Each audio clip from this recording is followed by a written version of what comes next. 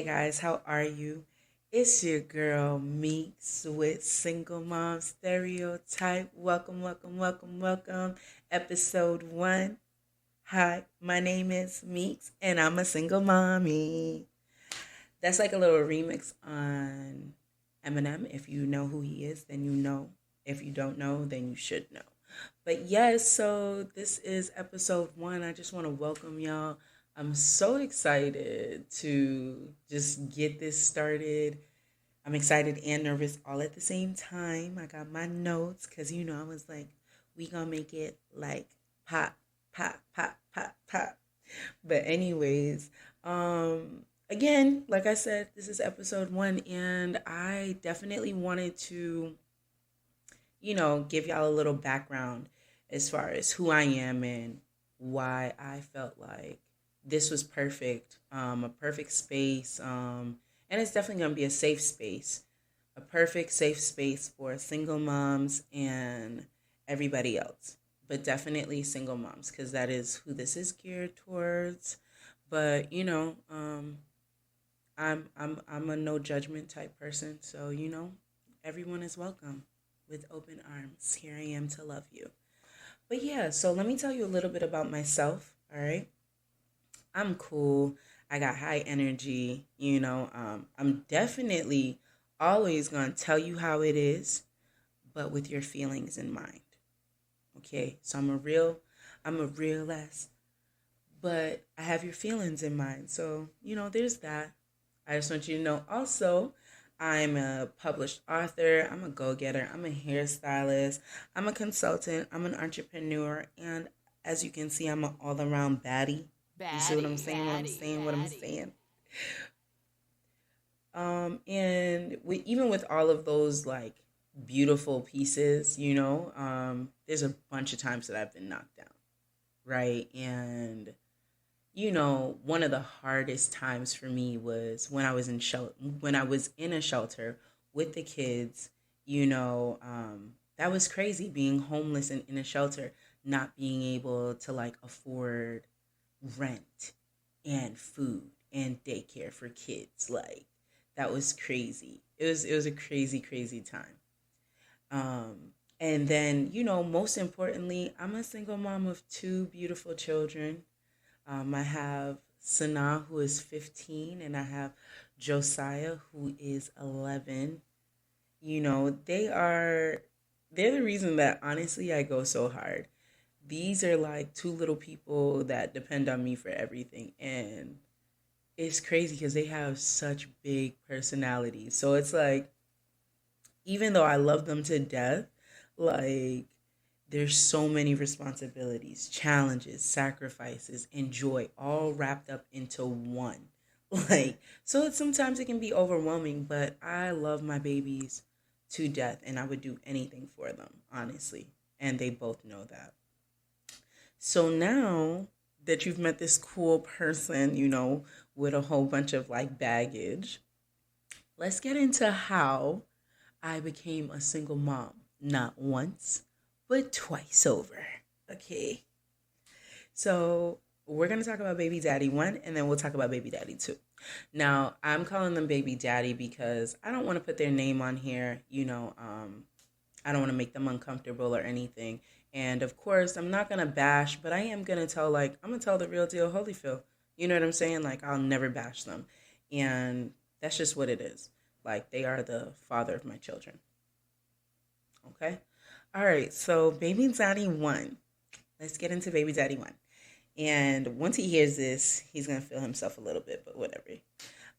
So let me tell y'all. Baby daddy 1 is fun. He fun. He dark chocolate. He look like Idris Elba, right? He West Indian. He's 6'5". He played basketball. And on top of that, he lived in Brooklyn. He was a Brooklyn boy. And if you know Brooklyn boys, they just like a little bit different than everybody else. So if you know, you know. Okay? And I'm going to tell a little bit about my age at this point because we met on MySpace. Okay? Yes, he DM'd me. He got in my DMs on MySpace. And, it took a little second because he was kicking some good game. And I was like, oh my God. Huh. But, like, eventually we linked. And I was like starstruck by him because he was so like he was literally so handsome. Like I ain't gonna hold y'all. Like he's still super handsome. Like I'm just like, dang, like he fly. Like he fly. Like So once we started kicking it, we was kicking it heavy. And it was cool. Like it was always a good time. Like anytime we kicked it, it was always a good time.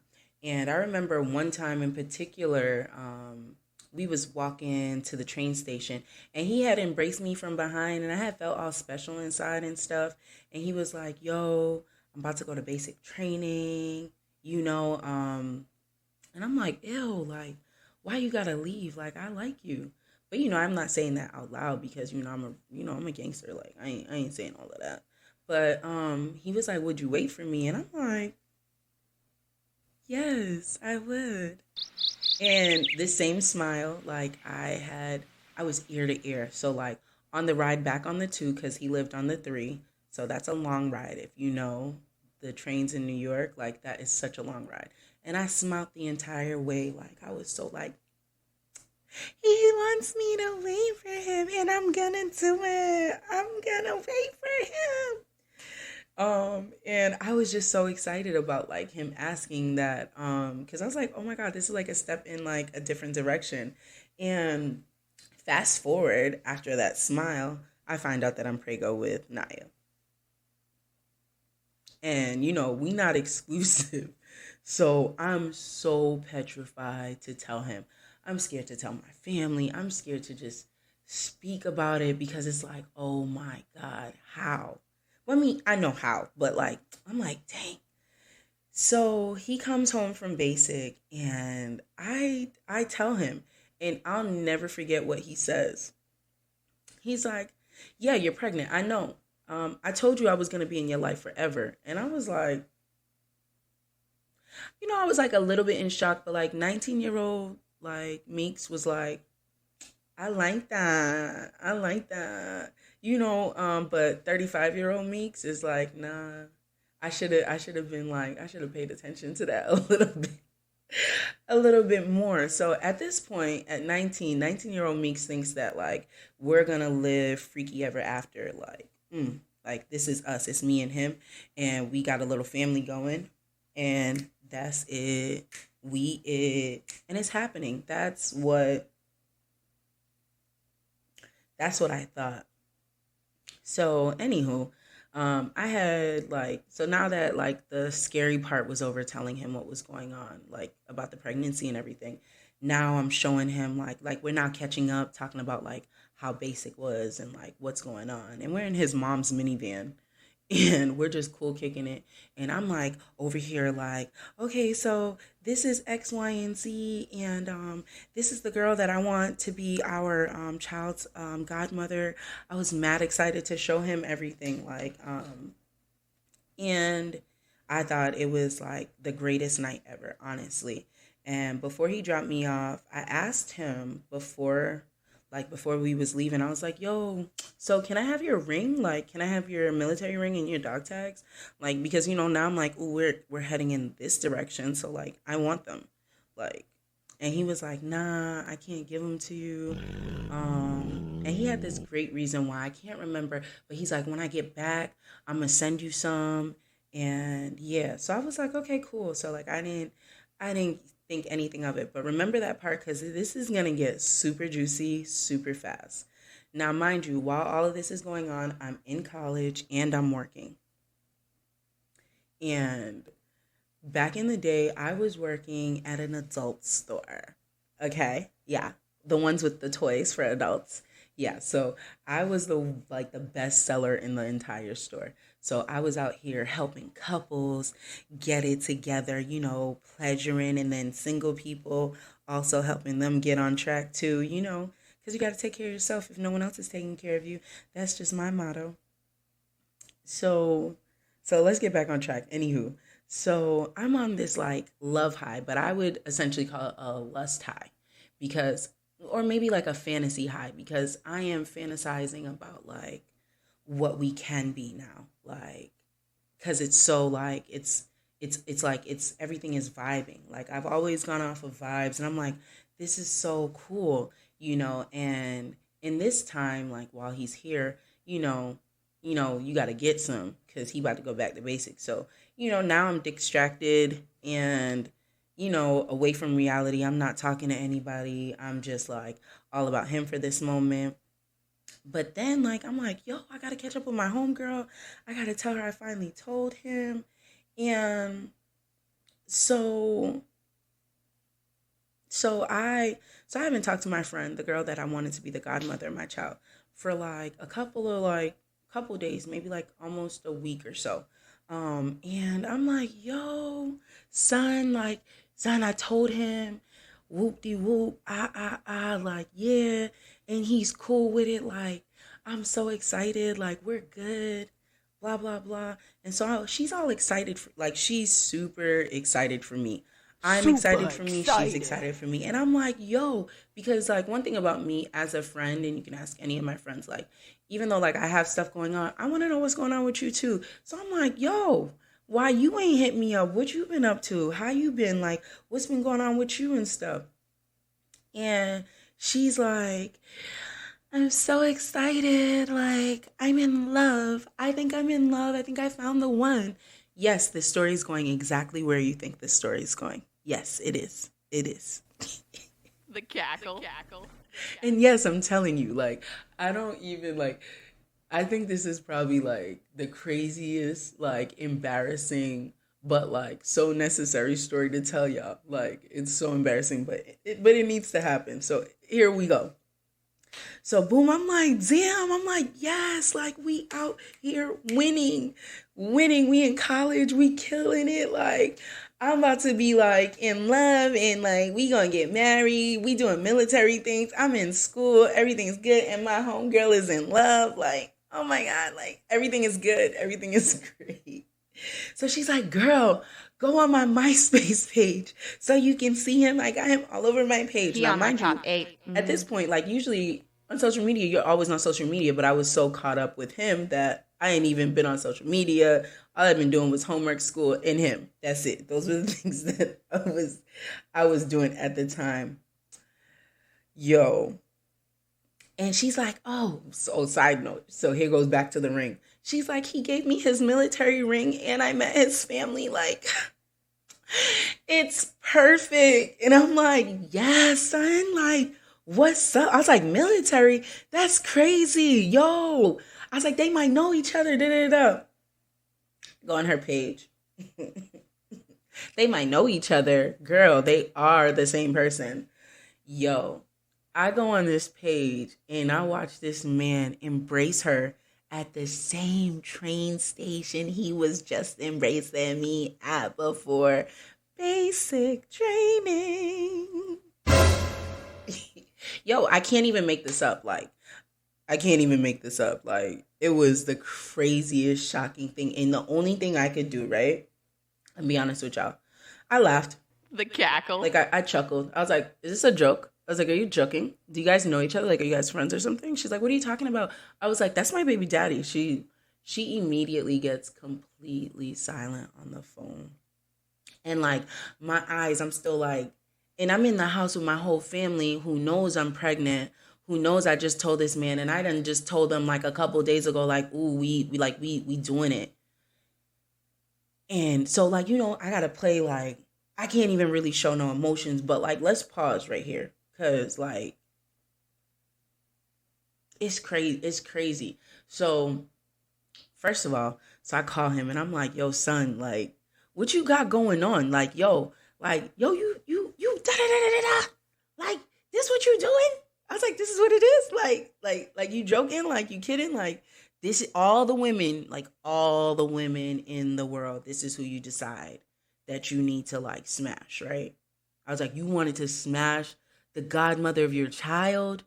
Like that's who you wanted? You wanted to smash the godmother of your child, son? Like that's where we at. Like, and this was like, honestly, this was the first time. No, this was the second time. There's another story that I'll tell y'all later on. But like, this was the second time that I seen like a side of him that just made me go, yo, for real though? Like, wow. Like, wow. Right? So like, And like he denied it so hard, y'all. Like he tried to make me feel crazy, like super duper crazy.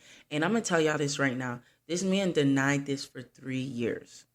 3 years. Imagine denying this for 3 years and then eventually confessing after 3 years. And confessing right after I come to pick up our child at 3. Like she's 3 years old. So I come pick her up. I'm at the airport. He drops me off at the airport. I'm now heading back home. And right before my flight takes off, he goes, yo, to be honest with you, I knew it was your homegirl and I slept with her. And this man ran.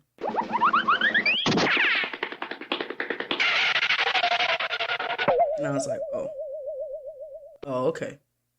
But like, let's get back into the moment. Like, honestly, like, I just want you to imagine like the sense of rage, disappointment, and like sadness, and like it just all came over me. And I was like, you know what? This is crazy. Like this is crazy. But it was it is what it is. And one of the things that really confused me was just like his reasoning for justifying everything. And as he was trying to justify his actions, like in that moment, I told myself, like, shut off all your emotions. Like, because one thing I will tell y'all about me, when I was a teenager, I got my heart broken so bad. And I wasted so much time on this one dude. And I said, like, I cried in the middle of the street. And one of my homegirls had to tell me back in the day, like, yo, girl, get up. Like, you're a baddie. Like, you do not need to be crying about this cheating man, Like, so, like, after that moment, like, in high school, I was like, yo, never again will I cry over a dude. So, like, I promise y'all, like,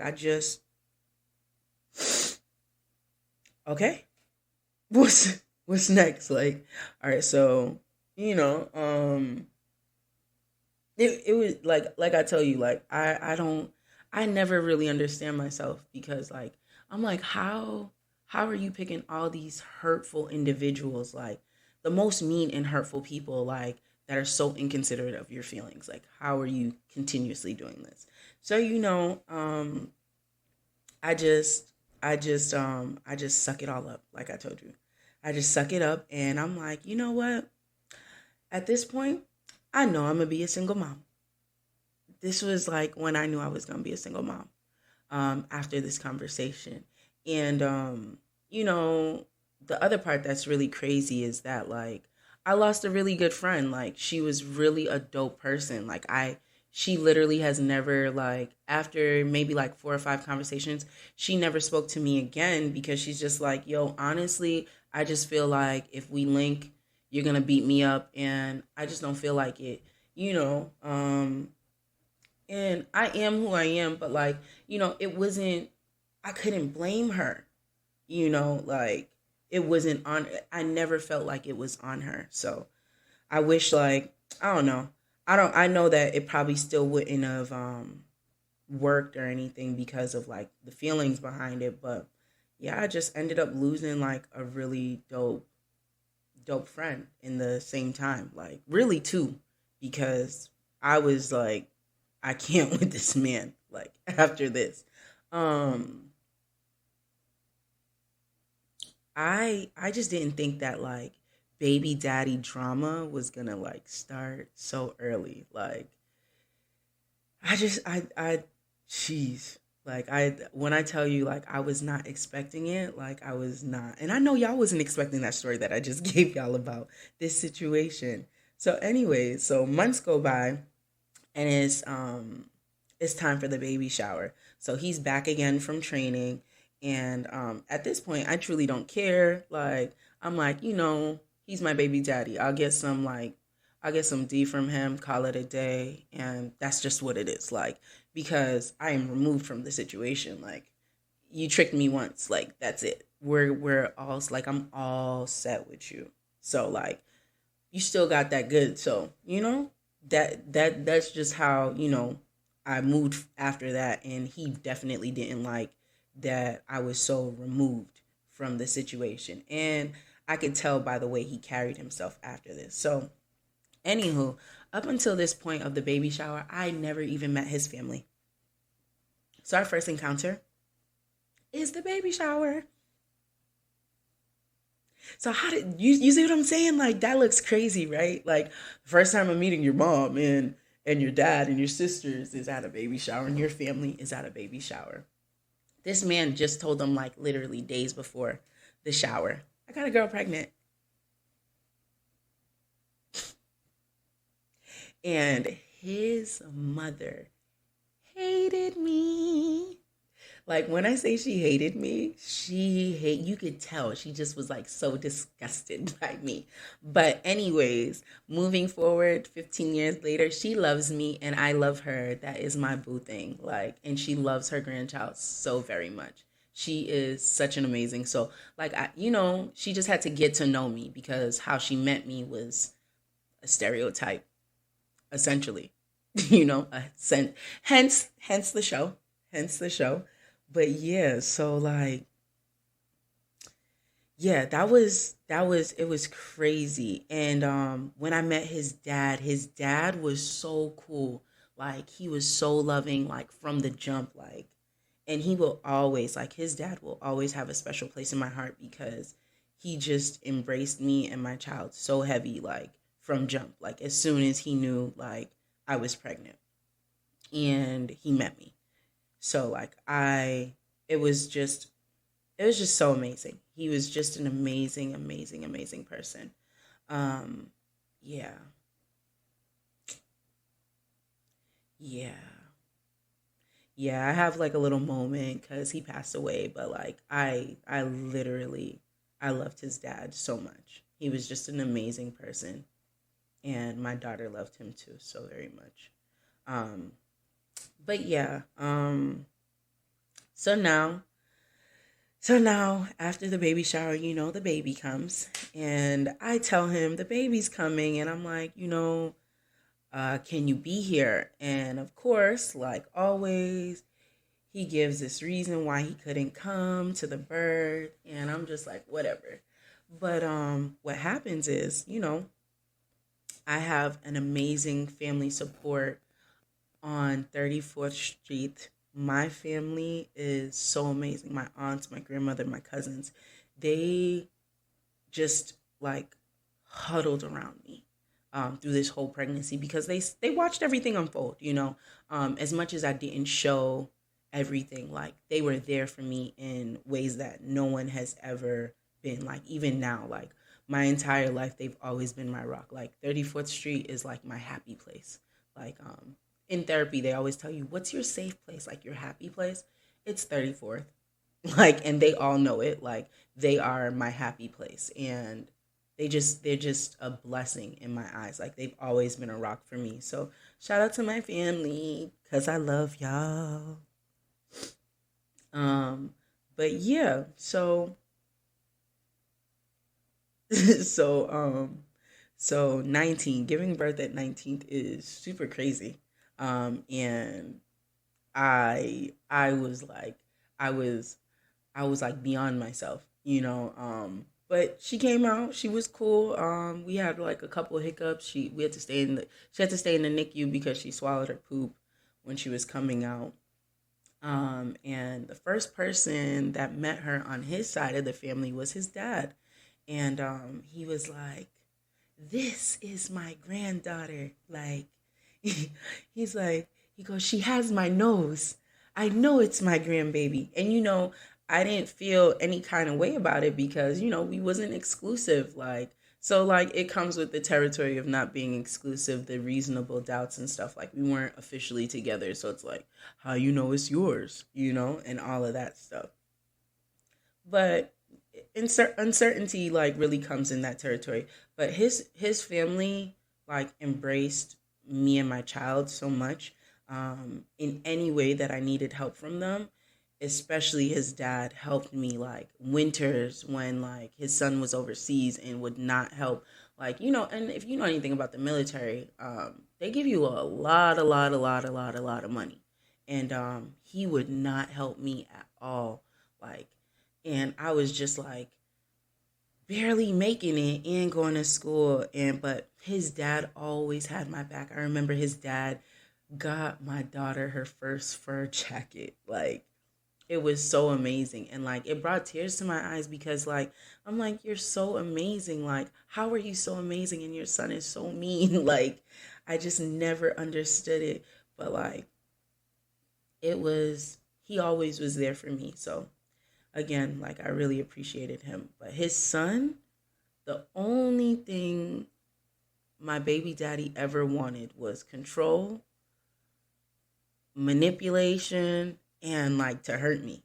And it was weird because like even when I go back to like the first time he met his daughter, like I'm thinking like, okay, so it's our first time.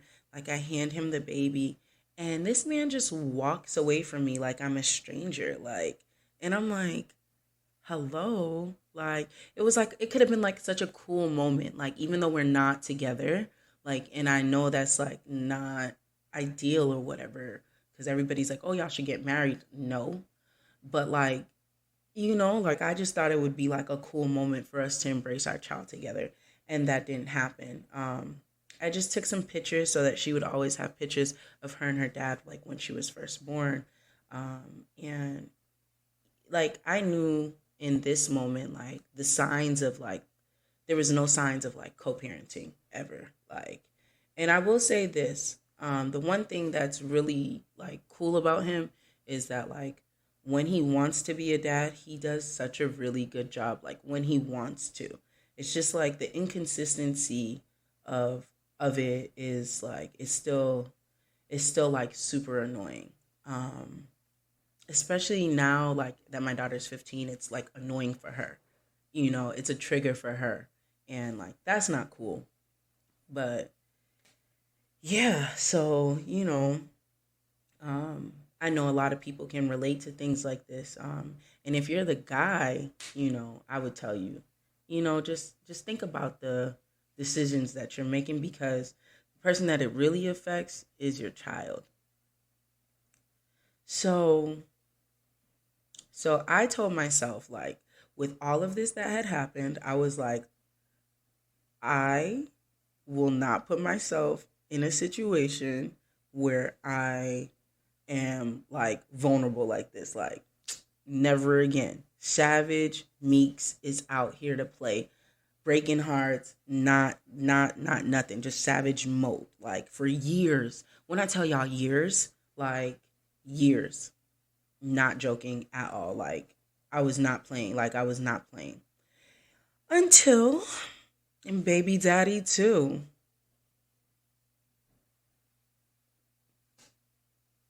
Imagine. Again, girl, again. So this is years later. My kids are 4 years apart, okay? This is years later, and baby daddy 2 was so different from baby daddy 1, and I'll tell you how. Baby daddy 2 was like, he was quiet, he was so artistic, musically like gifted, um, and he was my height, and he was like Little Wayne, right? Slash bad boy. Like his dreads were so long, and I was obsessed with his dreads. Like I was like, oh my gosh, he got this Little Wayne vibe, and that's when Little Wayne was popping. So I'm like, I'm dating Little Wayne. Like I'm dating Little Wayne. Like just like he was like, I was just so excited about him. So and when we met, my daughter was actually staying with her dad because for like a couple months, and the reason that she ended up staying with her dad was because like if you know me, you know that like I don't like being tried. And one of the things about me not being like liking being tried, I'm a hothead, and I'm very like I will beat you down type deal. And mostly everyone knows this, so most people don't test me, but this one person in particular tests me as much as she can on a consistent basis. That's my sister, my younger sister. For years, our entire life, she has just tested me. And, it's not like our first fight or anything like that. But, while I was in Atlanta, I had moved me and my daughter to Atlanta with my mom and her. And, my family on 34th was like, I don't think that's a good idea. I don't think that you should do that because y'all don't have a good history together. And I was like, you know what? It's going to work this time. Like, it's going to work. It's all right. Like, and it's going to be like beautiful. The scenery's different. I get to get away from New York. I don't want to be near him, in any kind of capacity. I'm just like, I just want a fresh start. So I'm in Atlanta and we ended up getting into it. What did she do? My grandmother, the love of my life, got me a computer for college and she threw it on the floor and I lose my mind. Not only did I lose my mind, I lost where I was living. So I had to get an apartment by myself, me and my homegirl. My homegirl was like, yo, let's just get an apartment together, whoop-de-whoop. So, this is around the time that I meet baby daddy number 2. And it was cool. Like, from the moment that we met, we literally never separated. Like, we were always together. So everybody was like, y'all are so in love. Like, this is so crazy. Like, and he was still kind of reserved with his love. Like, I knew he cared for me, but like, it took him a long time to say it, where I was like, we're together. Like, I think that I'm just more of like an open book anyways, and I'm not so closed off. Like now these days, I'm a tad bit closed off. But at this time and age, I was so like happy about life and, moving forward and things that could happen. So like I was just always excited about who we were together. Like, and, it was really, really good for us. And by the time that lease was up, we ended up moving into a place together, me, my best friend, the baby, and him. And I was like, oh my God, like, we're going to be together as like a family, and, it was like an adjustment when my daughter came back, like, to like, and she came back after us being together for 6 months. So like, she came back and like, it's now a new dynamic and, we adjusted and things were like looking cool, not the best, but they were cool. And I was essentially officially off the market. No ifs, ands, or buts about it. I was definitely off the market. And the biggest downfall for me with him, and I thought like I can fix him. How many of y'all could, y'all know, if y'all know, y'all know. I can fix this. This isn't that big. And what's really crazy about what I'm about to tell you? I remember his mom told me that I was going to leave him and I wouldn't stay with him. And I always thought that was so weird and so mean of her to say about him. She goes, but she's like, you're not going to stay with him. I'm telling you now. And I'm just like, dang, like, it was like I had to prove to her, like, no, we're going to be together. She's like, you're not.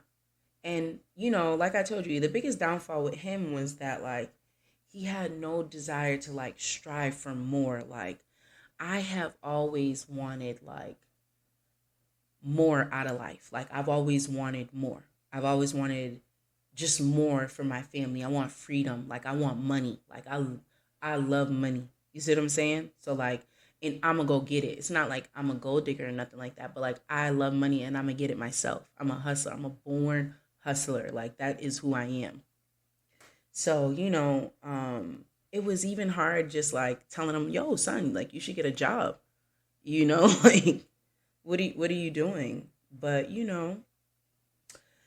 as you could guess, I was in love with a broke-ass dude, And for years, like, the cracks did not start, like, really cracking till, I got to the point where my best friend moved out. So now, like, all the bills are wholly like on my shoulders for the most part.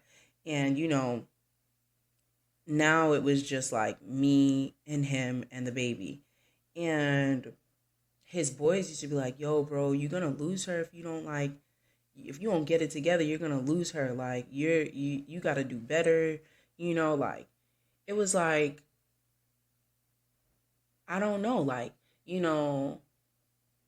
like you're in a relationship, and you want someone to play the wife role. But if you want someone to play the wife role, essentially you got to play the father role, and that means providing. So not only am I providing, I'm also doing all of the household, everything. Anything that needs to get done, I'm doing all of it. So it was like, I was like, I can't do this. Like, it came to a point where I was like, I literally cannot do this. And I vocalized my thoughts about everything to my homegirls. And I was like, yo, I really love him, but like, he just won't change. And we broke up. And I told my girls I was going to come back to Boston, because that's where I lived when I was like in high school and stuff. And they were like, come home. Like, you got your daughter, like, just come home. And, you know, I was like, oh, starting over, whatever. But I was with it. I was literally with it. And when you have that connection with someone that you like love, you're like, like, let's do it one more time for the road. That one more time gave me Josiah. I immediately got pregnant. And I was like, oh my God, like, I love him, but like, I don't know what to do. Like, this is crazy.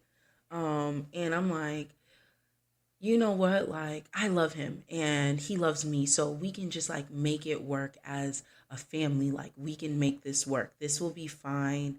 Like, we're going to be good.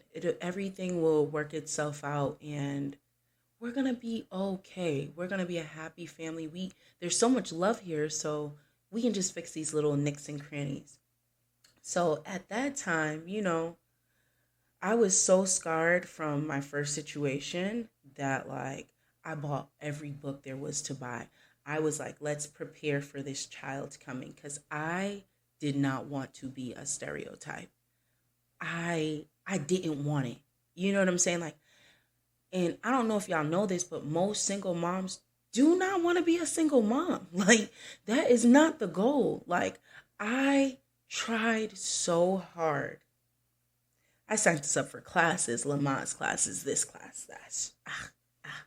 You know, but it was like he had no interest in it at all. And I was just like, it was so frustrating. It was so frustrating to like love this man and him not not like not love what I wanted him to love. Like, I wanted him to love this pregnancy, and like I wanted that like fairy tale pregnancy, the ones that you see on TV and stuff, like, or the ones that like married people have, where there's so much love and like everyone's like happy and we're doing this. And I know that like there's still ups and downs, and it's not like I'm naive and I don't think that like things could happen, but like I wanted the big shebang.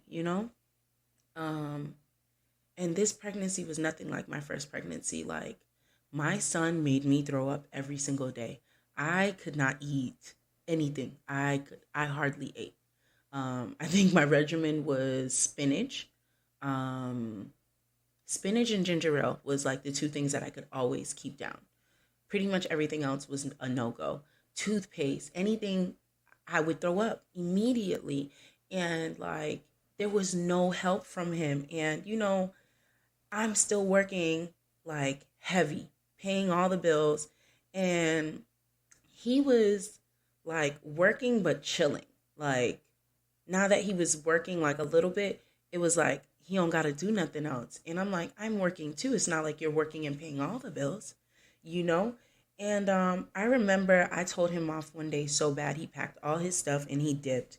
And I was so devastated. This was like early, I think like first trimester, and I was so sad. And we ended up talking, and he came back right before like his, like it was either right before his birthday or on his birthday.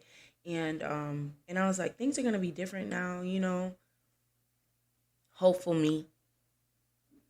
And I thought like we were gonna work everything out. And I started to notice like the weirdest things about him. Like he would close his laptop immediately when I walked into a room. And I told him, I don't know if you think like I'm dumb. So I'm like 5 months pregnant at this point. I'm like, I don't know if you think I'm dumb or whatever. But like my bro, like let me tell you something right now. Like I am not the one, and I'm not by no means stupid. Like, yes, I was like in love and like foolishly blinded by like a fantasy or fairy tale, but like you're not gonna play me though, like where I can see it in my face and just be like with it, like with the shenanigans. So, so like a week later, we work at the same place, mind you. A week later, he does not log out of his Facebook because now MySpace is Facebook. Years later, and he doesn't log out. So I open up his messages. Why did I open up his messages? Yo, my pregnant ass seen multiple women. I mean, he was talking to so many women. He had linked women when I thought he was at work. And I'm just like, I'm devastated and angry at the same time. I'm so angry. And I told y'all, like, I am a hothead. I closed down the store. I'm the only one in the store. It's in the mall. I close down the store. I leave. I don't care about nothing. Like, I literally don't care about nothing. I get to the house, and the first thing I do is like, didn't I tell you I would find out? Wow! Smacked them right in the face. And I have never in my entire life, like, hit someone, like, especially someone like a guy that I'm dating. I've never done that before. But like, the hormones and like my emotions were so like taken back by like this because it was like a trigger, and I'm like reminded of like the first situation. So I was like, it was so crazy. And I've never like one thing about me, like I feel really strongly about like domestic violence, because of situations like with my family members and stuff like that. And like I really wasn't with it, but this one time I did it. And the craziest thing that happened next was that I immediately started bleeding. And I almost lost my baby. Like my anger and my like frustration with him and being so upset, like I put such a toll on my body, and I literally almost lost my child. Like even sitting here right now, like it's so hard to even talk about, because like I sat in a hospital, and like when I started bleeding, like I was rushed to the hospital, and I get to the hospital, and they're like, they don't even care that I might be miscarriaging. Like their whole presence and the way that they're like, yo, like if you have a miscarriage, you just have it right there in the lobby, like not even a private room or nothing. So like, not only did I just find out this man is like doing all these things, like I might be losing my baby, and like no one cares, and I'm by myself, and my daughter's sitting beside me. And I knew I could never forgive him for this at all. Like, and it was really rough. But I knew like this was something that was like so unforgivable. And this was like the downfall of who we were. Like shortly after that, I closed out our apartment that we had together. And because he was like, I ended up leaving the job, and because of the whole situation. And he just like, he wasn't really trying to make no money. So I was just like, I don't even want to be here no more. And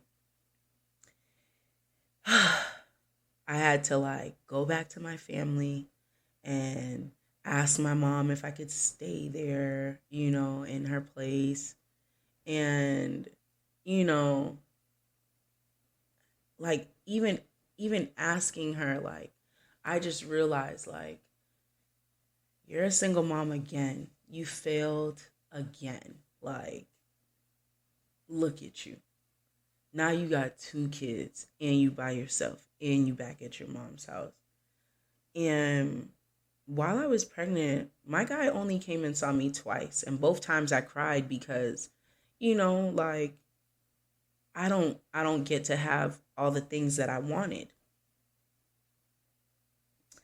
And I cried so hard the second time because the emotions and my hormones were like everywhere.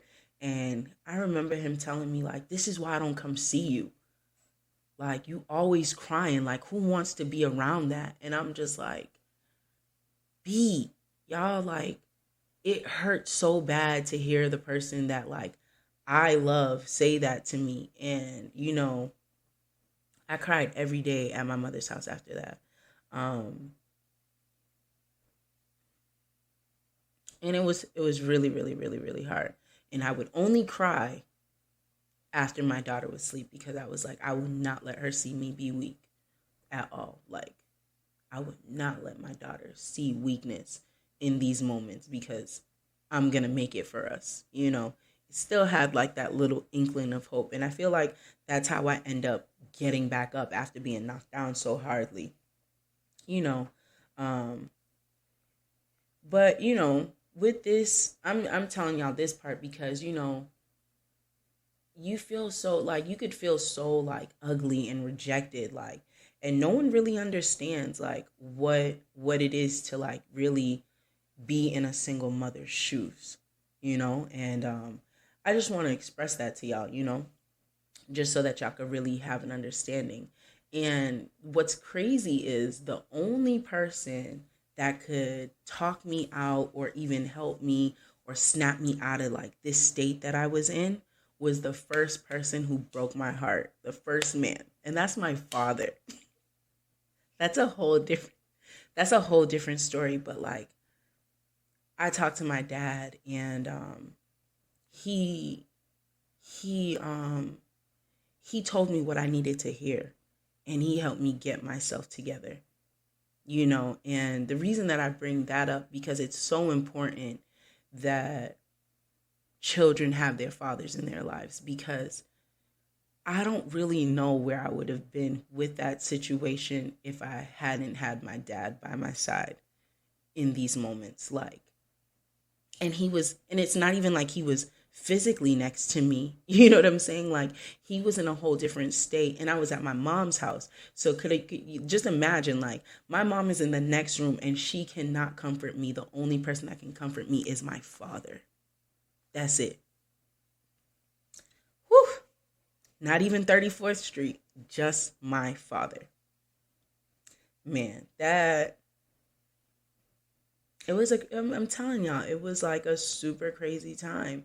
And, after that conversation with my dad, that same night, I told myself, I'm going to pick myself up and I'm never going to cry again after this about this situation. Like, I will never cry about my child's father ever again. And so said, so it was. Like, I started being more mindful. I started therapy. I started taking care of myself again, even feeling the way I did. But let's fast forward. So now it's birth time. So I called JoJo's dad, 4 a.m. in the morning, a whole 4 a.m. in the morning, and told him the baby was coming. I didn't even get to the hospital till I think like 6 or 7 o'clock. And I asked my mom, like, as the contractions are starting to get heavier, like, have you talked to JoJo's dad? And she's like, no. And I know she's making that face that she make when she's like, she's just annoyed. Like, she want to do something about it, but she can't even do nothing about it. And for me, I wanted to have a natural birth. for this child, like I really wanted to do the natural thing. And I was doing my thing. Like I was doing so well. Everything was like beautiful. Um, right until the hour before JoJo came out. So I called him, my mom, I was like, Mom, hand me my phone. And this is in between a contraction. I'm like, yo, where you at? Like, he's gonna be here soon. And he's like, yo, I ain't gonna make it. And I was just like, it was like, I was holding on to like, I was like, I was like battling the pain. And like in this moment when I found out that he had abandoned me, I just gave into the pain. And I ended up getting medicine to give birth to our son. And my daughter was the first person to hold him with my mom. And 10 minutes later, he showed up smiling, smelling like weed. The nurse and the doctors are looking at him like weirdly, of course. And I'm not only embarrassed, but I'm super disappointed because it was like, son, like you had one thing to do, be here for the birth and cut the umbilical cord, my guy. Like, that's it. That's all I needed. And it didn't happen. And that was the day that like I super confirmed again that, yo, shorty, it's official. Like, you're gonna be a single mom again. And that's just what it is. Like, so that's how I became a single mom twice, not once, but twice. And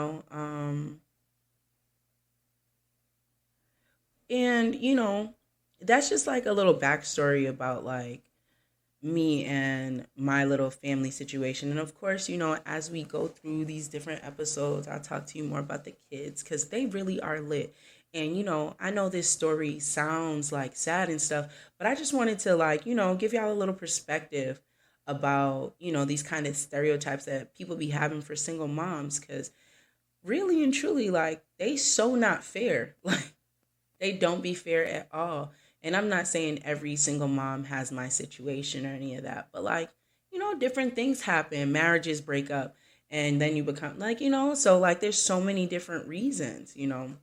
But there's 4 things that I'm hoping to like really like gain like with y'all like as we do this together. And mostly it's like the first one is like most of us don't want to just like we don't want to be a single mom. It's not what we that's one. Like that's the first thing. I really want you to understand that like we did not want to be a single mom for the most part. And 2, like we want happily ever after vibes too. Like for real.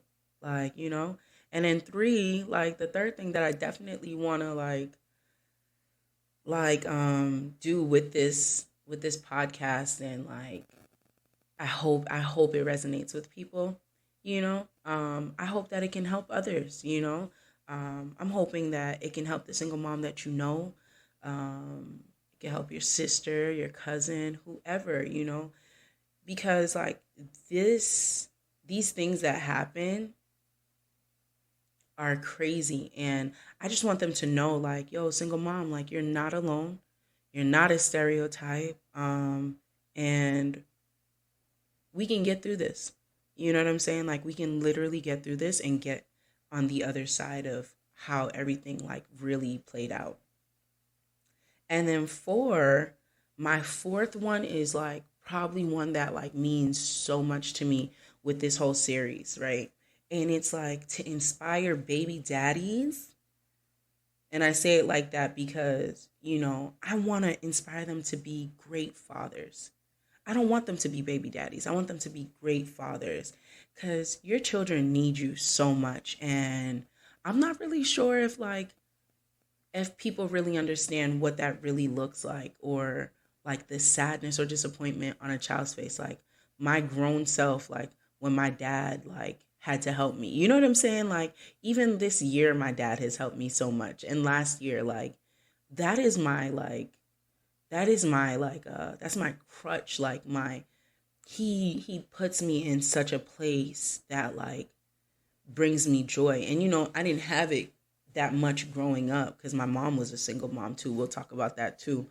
But like as I got older, past 18 and stuff, like we built a different kind of relationship that like he's like one of my rocks. And I can really depend on him. So,